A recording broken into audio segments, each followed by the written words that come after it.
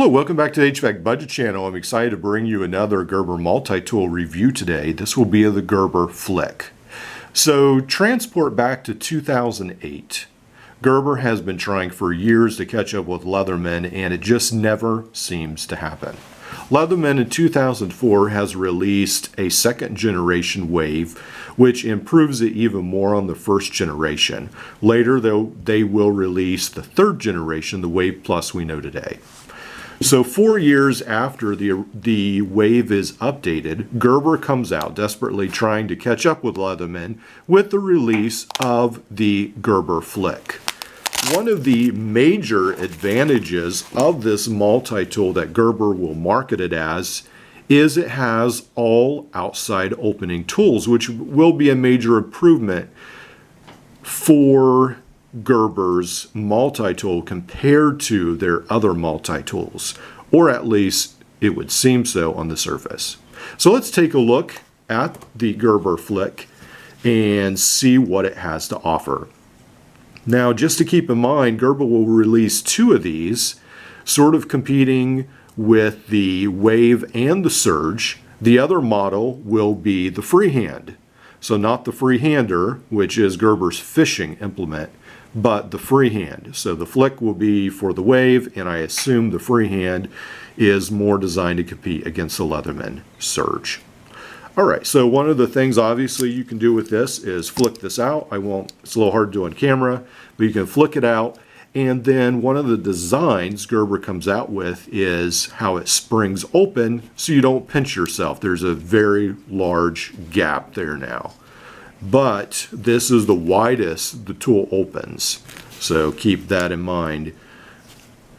And when it is depressed, this is going to be very solid. There's not going to be any shaking noise, but unfortunately, when this is closed, there is going to be a lot of rattle, even more than the Gerber diesel.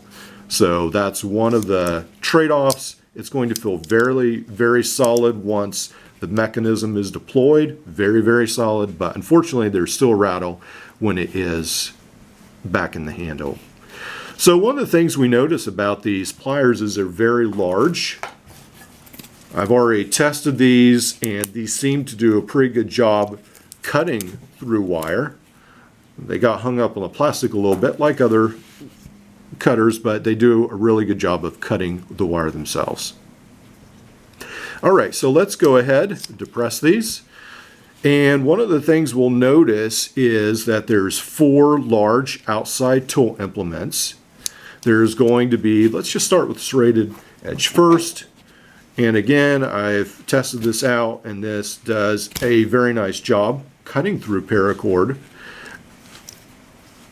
And then on the other side, we've got the saw. So let's go ahead, bring the 2x4 in here, and let's see if I can get a good enough grip on here. And one of the other places I've saws in there fairly good after a couple seconds. Now, it's not going to saw near as good, I don't think, as a Leatherman Wave. I guess I should have checked, but I've seen the Leatherman Wave go through a 2x4 in 21 seconds. I'd have to really practice a lot with this to achieve the same results if possible. Alright, and then we've got the sort of Tonto blade here. Obviously, these all lock into place. And this, let's see here. Well, it slices right through the paracord. Not too bad. I've heard people complain that Gerber does leave an edge here at the bottom. I guess it's this right here, so that you don't cut yourself, and people wish that the blade was longer. So that's one of the things they do. The blade does not extend all the way down. All right, and then we come to the scissors. Now, unfortunately, the scissors are another spot that I really wish Gerber had spent some more time designing. It's one of those things you just don't understand because Gerber's owned by Fiskars, which makes scissors. And so while the scissors do a great job on cardboard, if you use them on paracord and I don't know, they're just really hard. I've got them to cut through once, but you just have to chaw and chaw and chaw. And I think eventually they'll get there, but it's just really hard. And I know paracord isn't probably what they're designed to cut, but anyway, that's how it is. So they do great for paper and cardboard, but otherwise they're not amazing.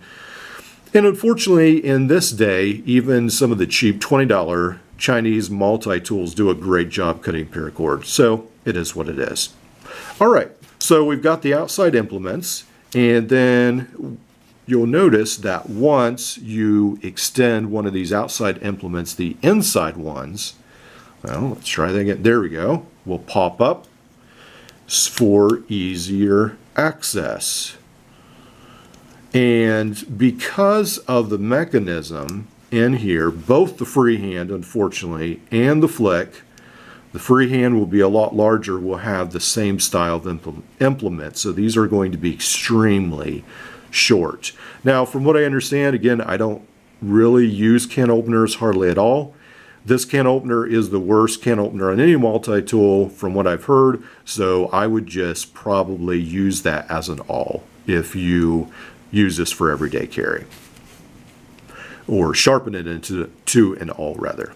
All right, and then we've got the Phillips. So even though it is very, very small, let's see. So with the right amount of pressure, it is working. It's getting that one, and then we've got a smaller one right here. And so it seems to be working even under a fair amount of pressure. So the tip really isn't that bad compared to some I've used, but it is very small.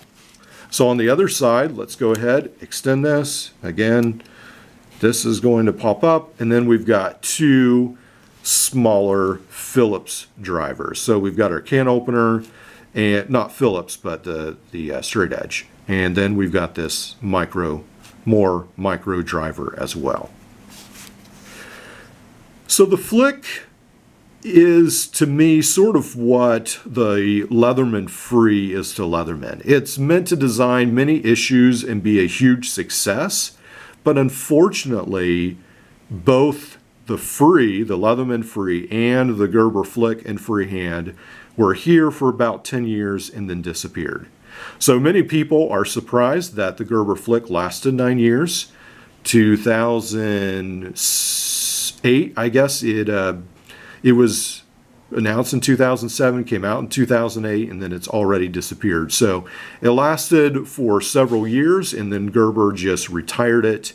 And now, of course, Gerber's newest tool is the center drive that is a lot more innovative than some of the others.